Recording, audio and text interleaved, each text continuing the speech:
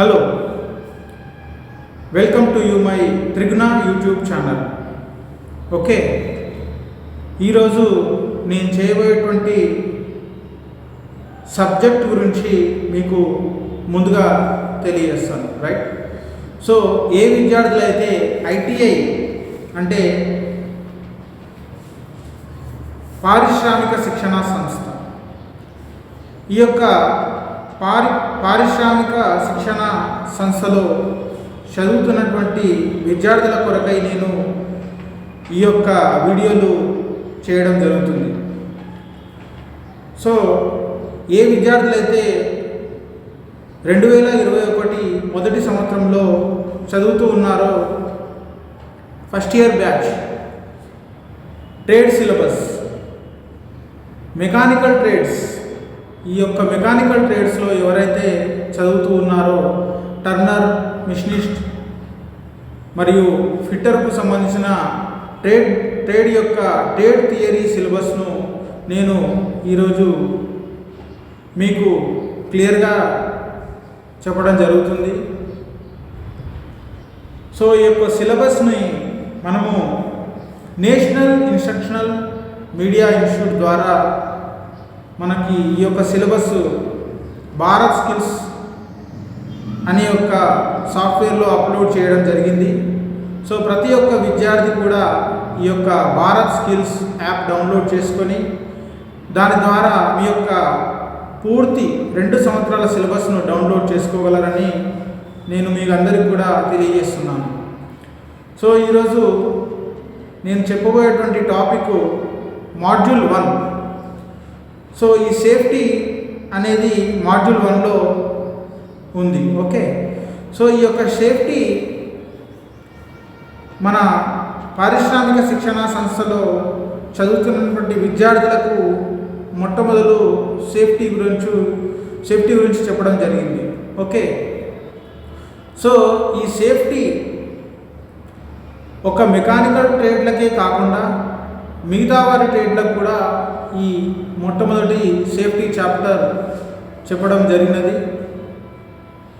So కాబట్టి ప్రతి ఒక్క విద్యార్థి ఈ సేఫ్టీ యొక్క పాఠాన్ని చూసి ఆ సేఫ్టీ యొక్క ప్రికాషన్స్ కూడా ఎట్లాంటి ప్రికాషన్స్ మనం తీసుకోవాలి, అది ప్రతి ఒక్కటి పాయింట్ వైజ్గా ఎక్స్ప్లెయిన్ చేయడానికి నేను ఈ వీడియోలు చేయడం జరుగుతున్నది. సో టాపిక్లోకి వెళ్దాం. రైట్. సో ఇక్కడ ఇచ్చినటువంటి ఫస్ట్ మాడ్యూల్లో మనకి సేఫ్టీలో ఫస్ట్ క్వశ్చన్ ఇచ్చాడు మనకి, అంటే ఆబ్జెక్టివ్స్లో ఇచ్చాడు. Right. State the importance of safety. State the importance of safety. Right. So safety అంటే ఏమిటి, దాని యొక్క ప్రాధాన్యత, భద్రత యొక్క ప్రాధాన్యతను ప్రతి ఒక్క విద్యార్థి అవగాహన ఉండవలసిందో నేను ఈరోజు మీకు చెప్పడం జరుగుతుంది. సో సేఫ్టీ అంటే భద్రత యొక్క ప్రాధాన్యత మనము ఈరోజు తెలుసుకోబోతున్నాము. సో ఫస్ట్ పాయింట్లో మనకు ఇచ్చినటువంటి పాయింట్ చూడండి. ఫస్ట్ పాయింట్లో మనకు state the importance of safety క్వశ్చన్కి సంబంధించిన ఇన్ఫర్మేషన్ ఇక్కడ ఇచ్చాడు. Generally accidents do not happen, అంటే ప్రమాదాలు సాధారణంగా ఎప్పుడు కూడా జరగవు అని చెప్తూ ఉన్నాడు. Right. So they are caused, అంటే అప్పుడప్పుడు జరుగుతూ ఉంటాయి. రైట్.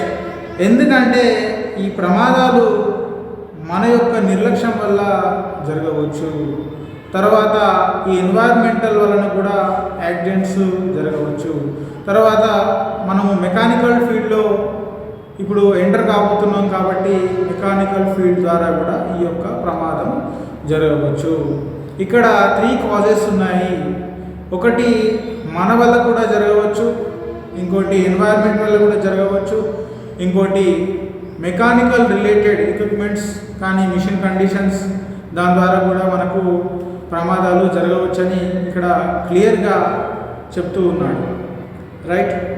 సో దీంట్లో రియాలిటీ ఏంటంటే మనం చేసిన నిర్లక్ష్యం వల్ల కూడా ప్రమాదాలు జరుగుతుంటాయి.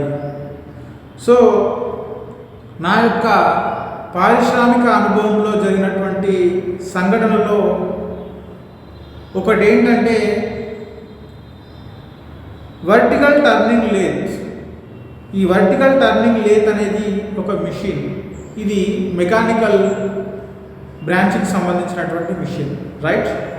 సో ఈ మిషన్లో ఒకరోజు ఒక వ్యక్తి పనిచేస్తూ ఉన్నాడు. సో ఆ పనిచేసే విధానాన్ని నేను మీకు క్లియర్గా ఎక్స్ప్లెయిన్ చేస్తాను. నేను మీకు క్లియర్గా ఈ వర్టికల్ టర్నింగ్ లేత్ పైన ఎట్లాంటి ప్రమాదం జరిగిందో మీకు క్లియర్గా ఎక్స్ప్లెయిన్ చేస్తాను, రైట్. సో ఇది వర్టికల్ టర్నింగ్ లేత్ అని అంటారు. దీన్ని మనము మేజర్ ఇండస్ట్రీలో చూస్తూ ఉంటాం. సో దీంట్లో సింగిల్ టూల్ పోస్ట్ మరియు డబుల్ టూల్ పోస్ట్ కలిగినటువంటి ఎక్విప్మెంట్తో కన్స్ట్రక్షన్తో కలిగి ఉంటుంది, రైట్. సో ఈ tool post number 1, tool post number 2, operator machine పక్కన ఉన్నటువంటి స్టాండ్ పైన నిల్చొని ఈ యొక్క వర్క్ పీస్ని కట్ చేస్తూ ఉంటాడు ఈ టూల్ యొక్క సహాయం ద్వారా. సో ఈ హ్యాండ్ వీల్ ద్వారా ఈ యొక్క టూల్ పోస్ట్ అనేది మూవ్ అవుతుంది. ఇక్కడ చెక్ యొక్క సహాయం ద్వారా వర్క్ పీస్ అనేది రోటరీ మోషన్లో తిరుగుతూ ఉంటుంది. అంటే ఈ టూల్ ఈ రోటరీ మోషన్లో తిరుగుతున్నటువంటి వర్క్ పీస్ను కట్ చేయడం జరుగుతుంది, ఓకే. సో ఆపరేటర్ ఇక్కడ నిల్చొని ఆపరేట్ చేస్తూ ఉన్నాడు. మధ్యలో ఈ టూల్కి వర్క్ పీస్కి ఉన్నటువంటి క్లియరెన్స్లో మెటీరియల్ షిప్ అనేది ఫామ్ అయిపోతూ ఉంటుంది. సో ఈ మెటీరియల్ షిప్ దీంట్లో ఎక్కువ రావడం వలన టూల్ బ్రేక్ అయిపోయి సౌండ్ వచ్చింది. సో తను ఏం చేశాడంటే తనకు తెలిసి కూడా తన యొక్క చేతులతోటి ఈ యొక్క చిప్పును తీయబోతుంటే తన వేలు దీంట్లో ఇరుక్కుపోయి తన బ్రొటన వేలు భాగము అర్ధ భాగము ఇరిగిపోయింది, ఓకే. సో ఇట్లాంటి ప్రమాదాలు నా యొక్క పారిశ్రామిక అనుభవంలో ఎన్నో జరిగాయి. సో క్లియర్గా మనం ప్రతి ఒక్క విద్యార్థి మనము పారిశ్రామిక వ్యవస్థలో ఎంటర్ కాకముందు మనము మన యొక్క శిక్షణ సంస్థలలో ప్రతి ఒక్క టూల్ అంటే ఏ ఒక్క టూల్ తోటి పనిచేయడం ద్వారా మనం ఎట్లాంటి సేఫ్టీ తీసుకోవాలి అనేది ఖచ్చితంగా మనం ఇప్పటి నుంచే ఈ యొక్క ప్రాక్టికల్ నాలెడ్జ్ను పెంచుకోవాలి. సో నెక్స్ట్ ఎగ్జాంపుల్ ఇంకోటి, ఒకసారి ఏం జరిగిందంటే ఇండస్ట్రీలో ట్రైన్, రైట్, ట్రైన్ యొక్క యాక్సిడెంట్.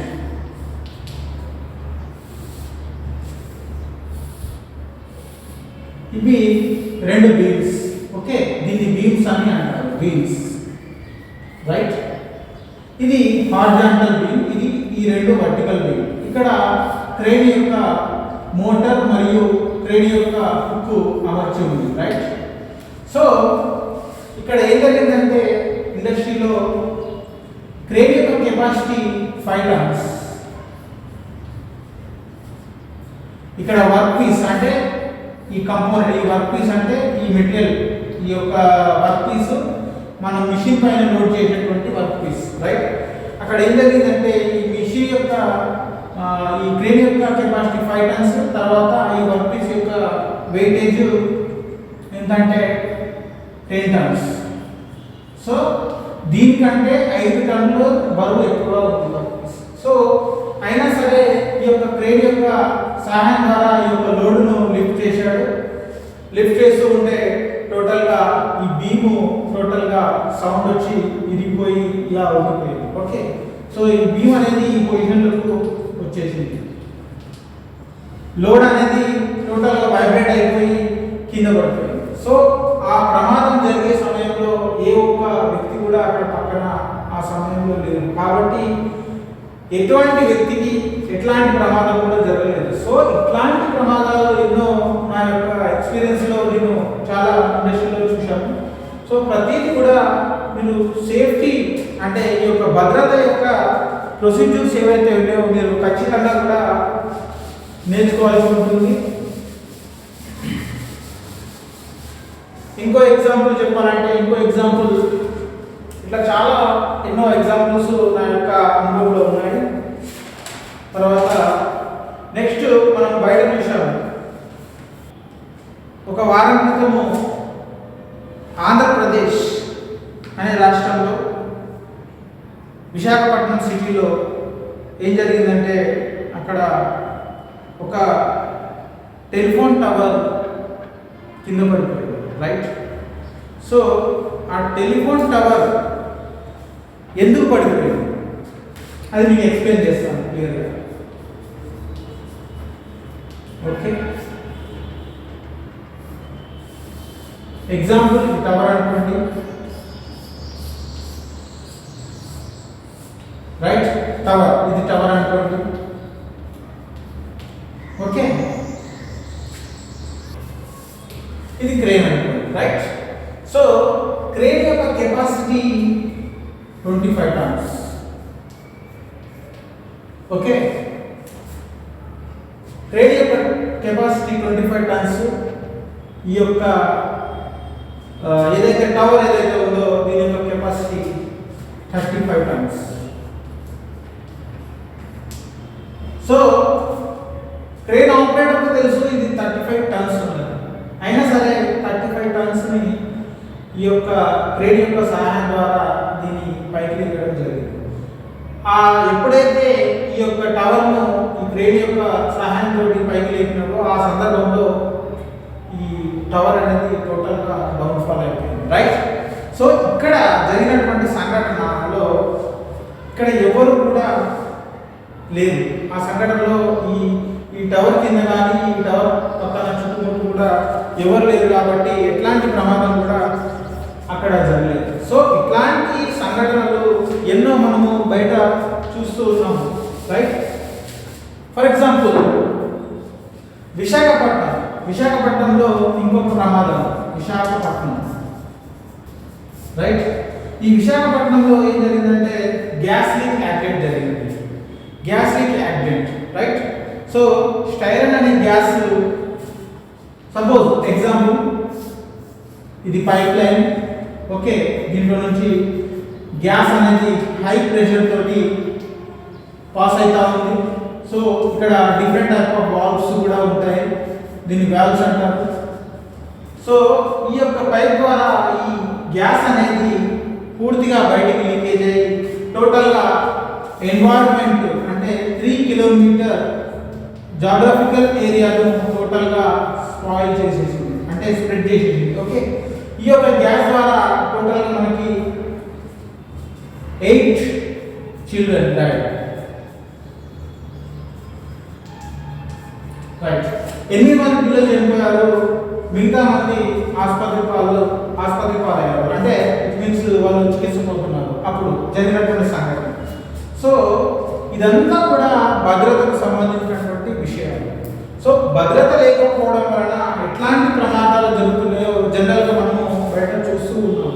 సో ఇట్లాంటి సేఫ్టీ ఏదైతే ఉందో ప్రతి ఒక్క విద్యార్థి ఒక పారిశ్రామిక వ్యవస్థలో అడుగుపెట్టే ముందు ఈ ప్రతి ఒక్క సేఫ్టీని తప్పకుండా అవగాహన తీసుకోవాలని నేను ఈరోజు ఈ వీడియోలు చేయడం జరుగుతున్నది. సో ఇంకొక విషయం ఏంటంటే మీకు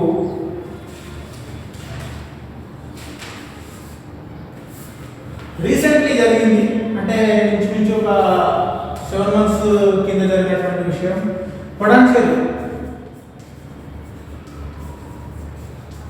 కొడంచెరులో అగర్వాల్ ఫ్యాక్టరీ, అంటే దాంట్లో ఆ యొక్క పారిశ్రామిక సంస్థలో రబ్బర్ టైర్స్ తయారయ్యే విభాగం, దాంట్లో అగ్ని ప్రమాదం సంభవించింది.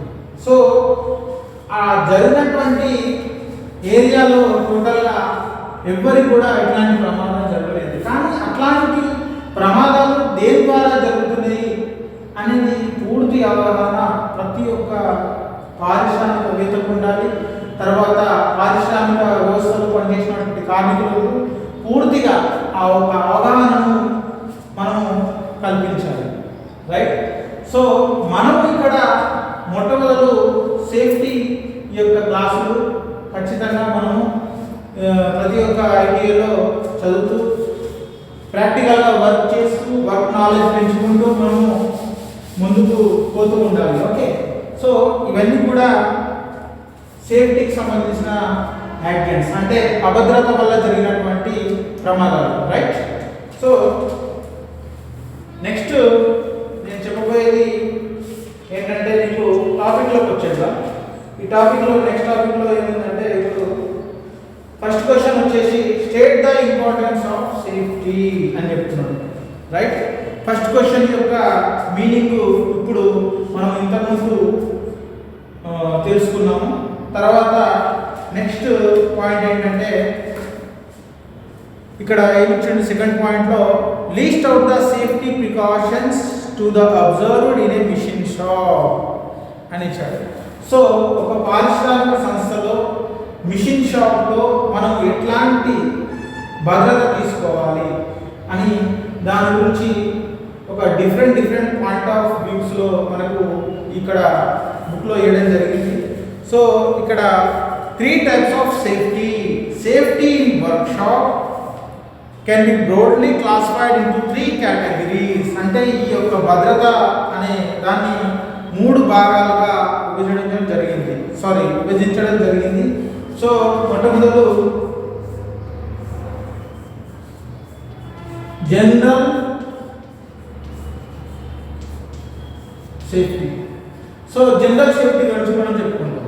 ఓకే, ఫస్ట్ పాయింట్లో జనరల్ సేఫ్టీలో మనకి ఇచ్చినటువంటి point keep the floor gangways clean and clear అని చెప్తూ ఉన్నాడు. రైట్. సో ఇక్కడ ఫస్ట్ పాయింట్లో మీనింగ్ ఏంటంటే రైట్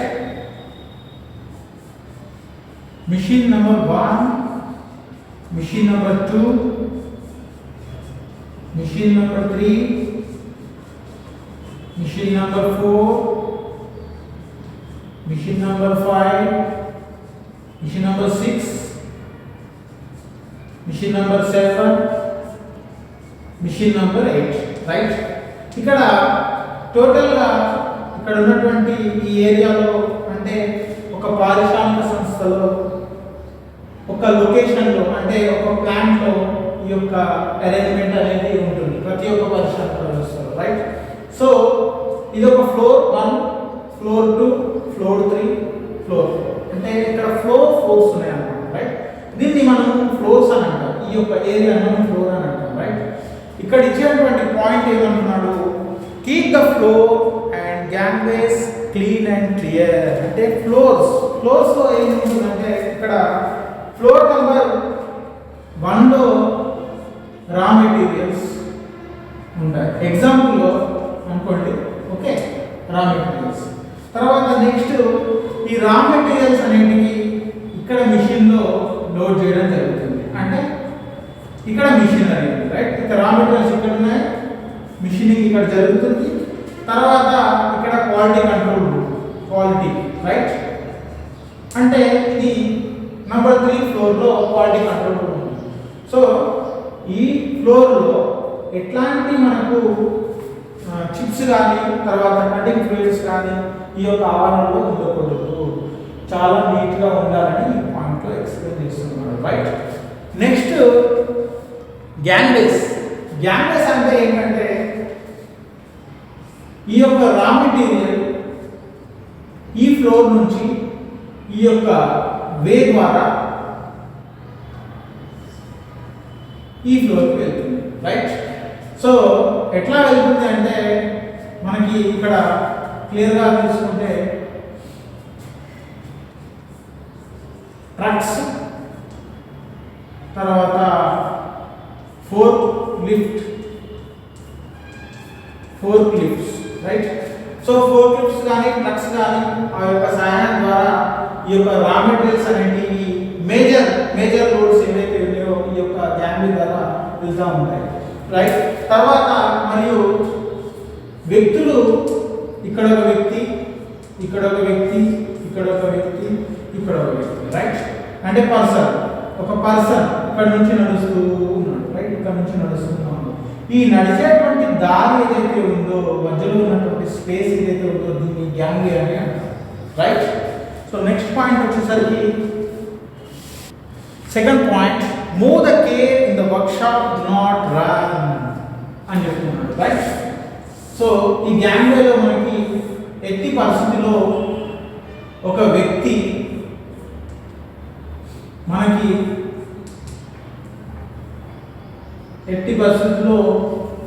వ్యక్తి స్పీడ్గా వెళ్ళడం కానీ, తర్వాత ఇంకోటి ఏంటంటే జాగ్రత్తగా, చాలా జాగ్రత్తగా మనము ఈ గ్యాంగ్లియా నుంచి మనము వెళ్ళాలని చెప్పేసి ఈ పాయింట్లో క్లియర్గా ఎక్స్ప్లెయిన్ చేస్తున్నారు. ఎందుకు జాగ్రత్తగా వెళ్ళాలంటే ఈ ఫ్లోర్లో ఎంతోమంది వర్కర్స్ నడుస్తూ ఉంటారు.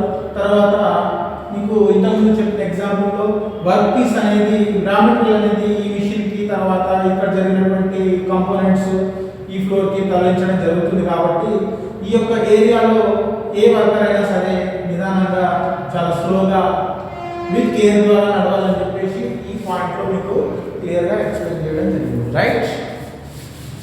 Next point, do not leave the machine which is in motion. అంటే ఏమంటున్నాడంటే ఒక మిషన్, అంటే ఫర్ ఎగ్జాంపుల్ లేత్ మిషన్ తీసుకుందాం, రైట్. ఇది ఒక లేత్ మిషన్ అనుకోండి, లేత్, రైట్. ఈ లేత్ మిషన్లో ఈ వర్క్ పీస్ అనేది రోటరీ మిషన్లో తిరుగుతూ ఉంటుంది, అంటే రౌండ్లో తిరుగుతూ ఉంటుంది, రైట్. ఇక్కడ టూల్ ఉంది, రైట్. ఈ టూల్ అనేది ఈ యొక్క మెటీరియల్ కట్ చేస్తూ ఉంటుంది. సో ఈ మోషన్ అనేది రోటరీ మోషన్లో తిరుగుతుంది. ఫస్ట్ ఆఫ్ ఆల్ తెలుసుకోవాల్సింది, ప్రతి ఒక్క మిషన్ యొక్క మోషన్ ప్రతి ఒక్క విద్యార్థి తెలుసుకోవాల్సిన అవగాహన ఉంది, రైట్. సో మోషన్ ఇది రోటరీ మోషన్లో తిరుగుతుంది, ఇది లీనియర్ మోషన్లో తిరుగుతుంది. మనం ఎప్పుడైనా సరే మిషన్ మీద పనిచేస్తున్నప్పుడు ఈ యొక్క వర్క్ పీస్ కంప్లీట్ అయ్యేంత వరకు మనం ఇక్కడ నుంచి జరగడానికి వీల్లేదు. ఎట్టి పరిస్థితిలో మిషన్ మధ్య మార్గంలో వదిలేసి వెళ్ళడానికి వీల్లేదు అని చెప్తున్నాడు, రైట్. సో దానికంటే ముందు మిషన్ యొక్క మోషన్స్ కంపల్సరీ ప్రతి ఒక్క విద్యార్థి తెలుసుకున్నటువంటి అవసరం ఉంది, రైట్. నెక్స్ట్ పాయింట్ ఏమన్నాడంటే do not touch or handle any equipment machine unless authorised to do so అని చెప్తున్నాడు, రైట్.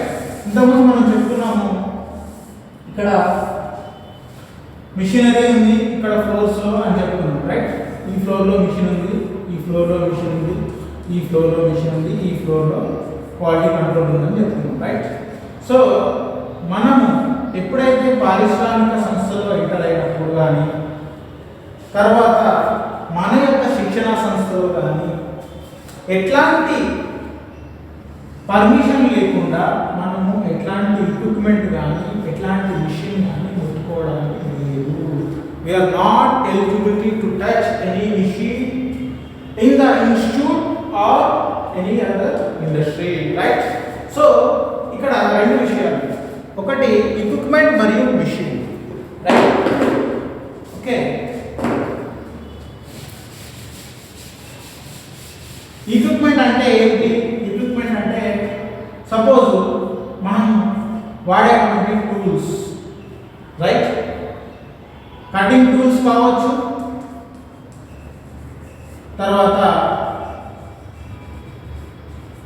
మెజరింగ్ ఇన్స్ట్రుమెంట్స్ కావచ్చు, ఇంకా ఏవైనా ఇతర టూల్స్ ఏవైనా కావచ్చు. ఇవన్నీ కూడా మనము ఎక్విప్మెంట్స్ అని అంటాము. తర్వాత మిషనరీ అంటే ఏదైతే ఒక వర్క్, అంటే ఒక వర్క్ సంబంధించిన పని ఏదైతే జరుగుతుందో, మిషన్ మీద జరుగుతుందో దాన్ని మనం మిషన్ అని అంటాం, రైట్. సో నెక్స్ట్ పాయింట్,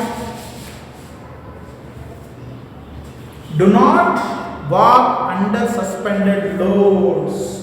మనము బయట చూస్తూ ఉంటాము, ఇండస్ట్రీలో చూస్తూ ఉంటాం, రైట్. మేజర్ ఇండస్ట్రీలో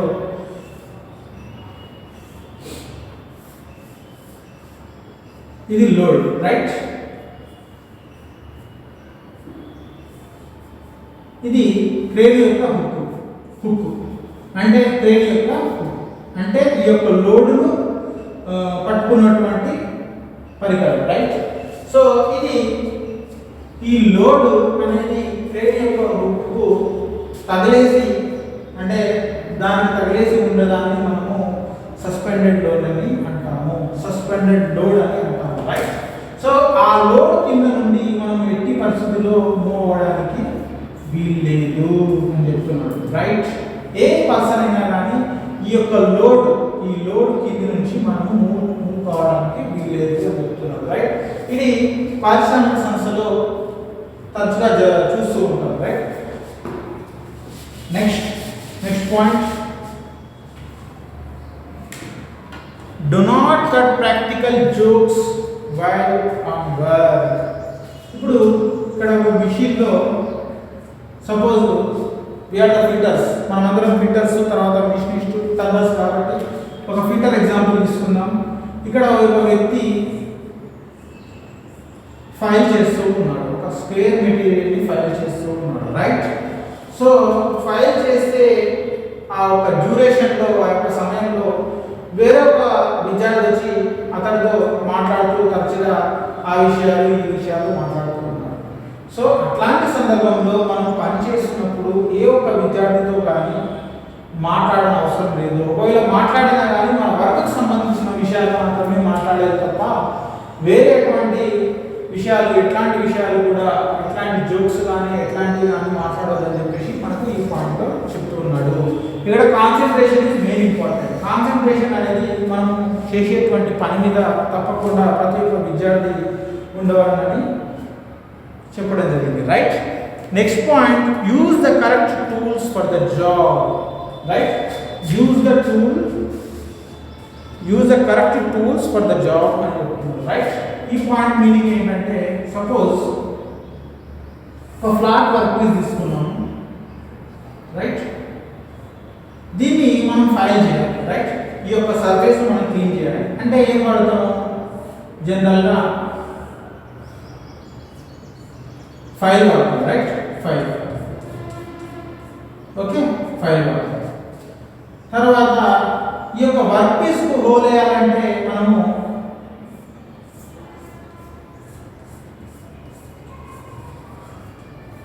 డ్రిల్ వాడతాం. ఇది ఫైల్, ఇది డ్రిల్, రైట్. డ్రిల్ అనేది ఒక హోల్ వేయడానికి వాడతాం. తర్వాత ఇదే హోల్లో మనము ఒక థ్రెడ్డింగ్ వేయాలి, థ్రెడ్డింగ్ ఆపరేషన్ చేయాలి అంటే మనం ఏం వాడుతాం?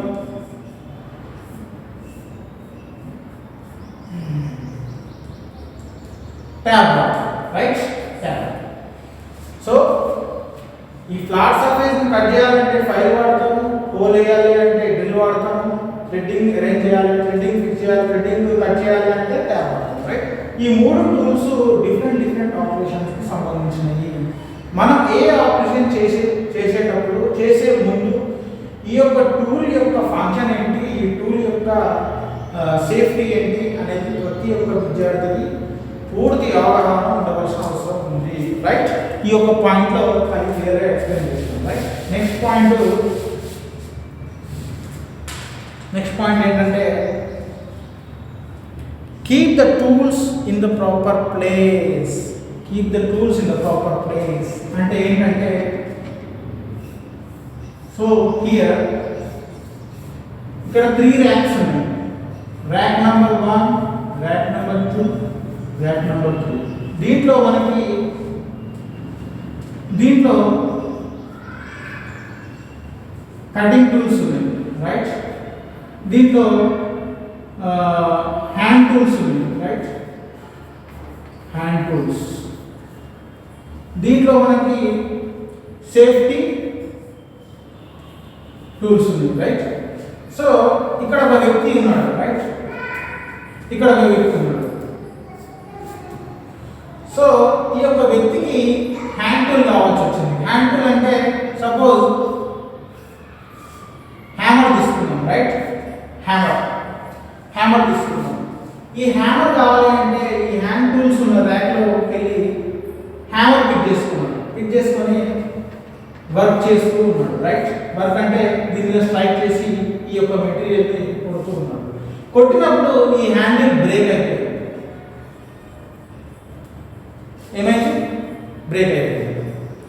బ్రేక్ అయిపోయిన తర్వాత ఏం జరిగింది? ఈ యొక్క హ్యామర్ను తీసుకెళ్ళి దాంట్లో పెట్టాడు.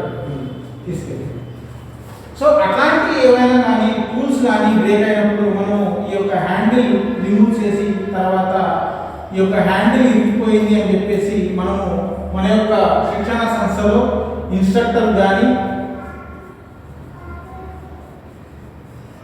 పారిశ్రామిక సంస్థలో సూపర్వైజర్ కానీ తెలియజేసే అవసరం మనకు ఖచ్చితంగా ఉంది. సో తర్వాత కటింగ్ టూల్ ఏ ర్యాక్లో ఉండాలి, హ్యాండ్ టూల్స్ ఏ ర్యాక్లో ఉండాలి, సేఫ్టీ ఇన్స్ట్రుమెంట్స్ ఏ ర్యాక్లో ఉండాలి అని ప్రతిదీ కూడా మనము సీక్వెన్స్ ప్రకారంగా ఆ టూల్స్ను అమర్చుకోవాలి.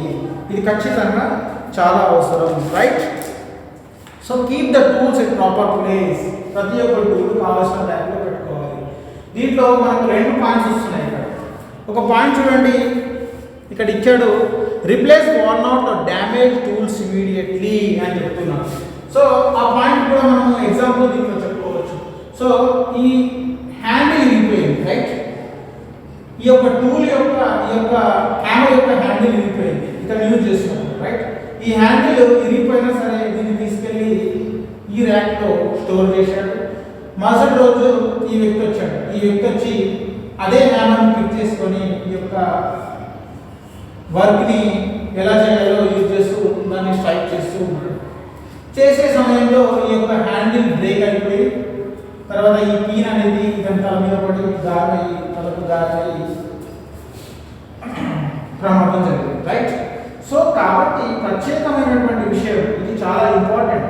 ప్రతి ఒక్క టూల్ ఏదైతే వాన్ అయిపోయిందో అంటే ఎగిరిపోయిందో ఆ టూల్ని మనము ఇమీడియట్లీ రిమూవ్ చేయడం కానీ తర్వాత అక్కడ ఉన్నటువంటి ఇన్స్ట్రక్టర్ కానీ లేదా ఇండస్ట్రీలో అయితే సూపర్వైజర్ కానీ ఇన్ఫర్మేషన్ తప్పకుండా ఇవ్వాల్సి ఉంటుంది. ప్రతి ఒక్క విద్యార్థి గ్రహించాల్సిన ముఖ్యమైన పాయింట్ ఇది, రైట్? నెక్స్ట్ పాయింట్ ఏంటంటే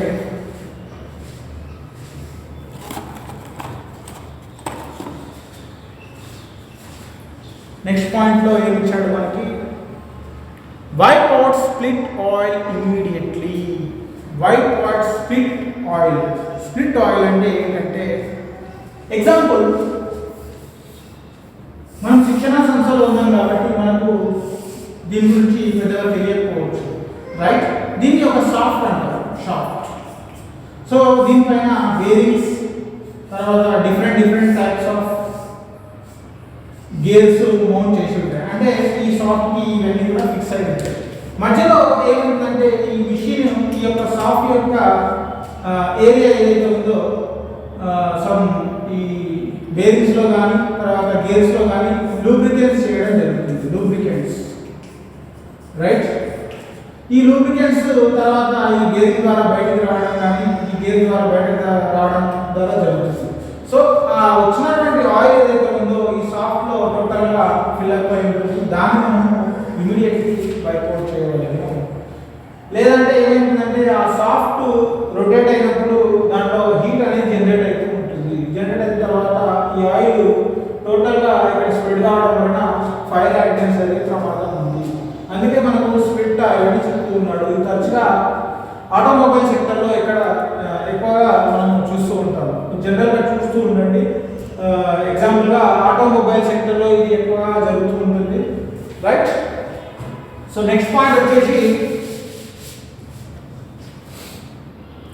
never direct compressed air at yourself or at your coworker. అంటే కంప్రెసర్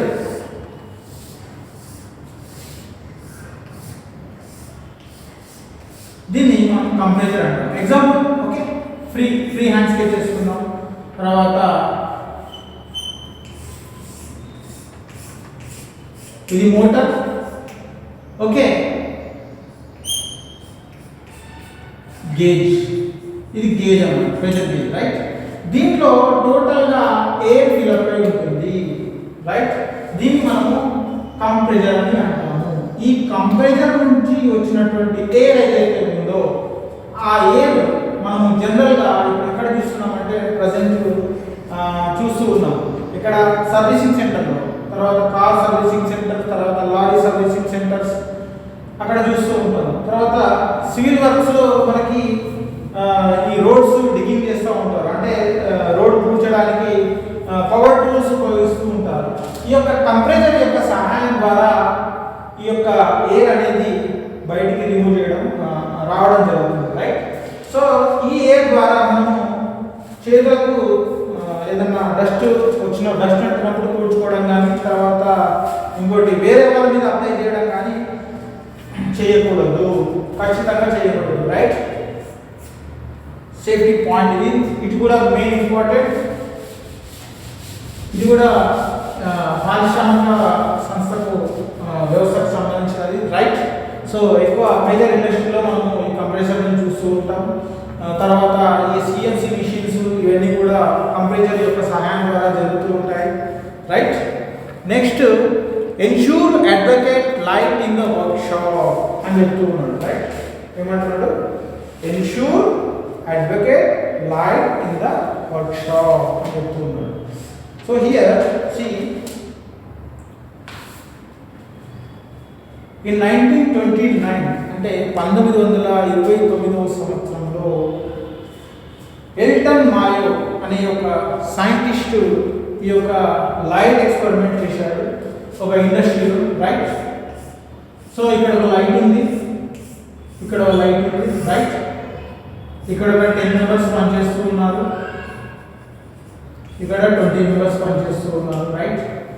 సో ఈ యొక్క లైట్ యొక్క ఎనర్జీ ఈ చేసేటువంటి పని ఏదైతే ఉందో దాని మీద దాని యొక్క రియాక్షన్ ఉంటుంది, రైట్. సో వెలుతురు, ఈ యొక్క లైట్ యొక్క వెలుతురు ఈ చేసేటువంటి పని మీద ఎంత ప్రభావం చూపిస్తుంది, ఇక్కడ ఎంత ప్రభావం చూపిస్తుంది, లైట్ ఉండడం వలన మనకు ఏంటి బెనిఫిట్స్ అనేది యొక్క ఎక్స్ప్లెయిన్ చేయడం జరిగింది, రైట్. సో లైట్ డిమ్ ఉండడం వలన ఏమైందంటే మన ఐసైట్ దెబ్బతింటుంది, తర్వాత హెడేక్ కూడా వస్తుంది, రైట్. అంటే తలనొప్పి కూడా వస్తుంది, తర్వాత ఐసైట్ కూడా దెబ్బతింటుంది. సో ప్రతి ఒక్క ఇండస్ట్రీలో ఇల్యూమినేషన్ అనేది చాలా ఇంపార్టెంట్. సో మన పరిశ్రమ శిక్షణ సంస్థలో కూడా ఈ యొక్క లైట్ అనేది ఖచ్చితంగా వర్క్షాప్లో ఉండాలి, రైట్. సో ఈ పాయింట్ గురించి క్లియర్గా ఎక్స్ప్లెయిన్ చేశాము, రైట్. నెక్స్ట్ పాయింట్ వచ్చేసి clean the machine only when it is not in motion. అంటే ఇక్కడ ఒక మిషన్ రొటేట్ అవుతూ ఉంది, రైట్. ఈ మిషన్ రొటేట్ అయినప్పుడు మనం ఎట్టి పరిస్థితిలో దీన్ని క్లీన్ చేయడానికి లేదు, మిషన్ ఆపిన తర్వాతనే మనము మిషన్ని క్లీన్ చేయవలను అని చెప్తున్నాను, రైట్.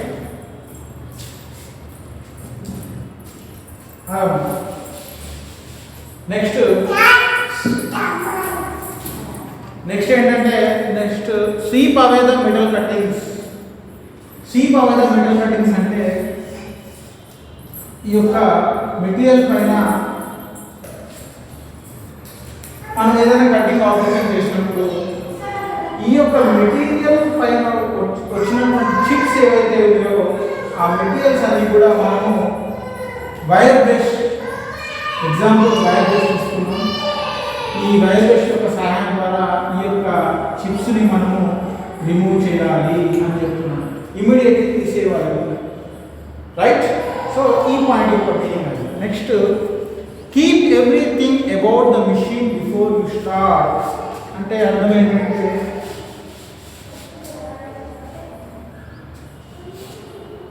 సపోజ్ మనం డ్రిల్లింగ్ మిషన్ తీసుకున్నాం,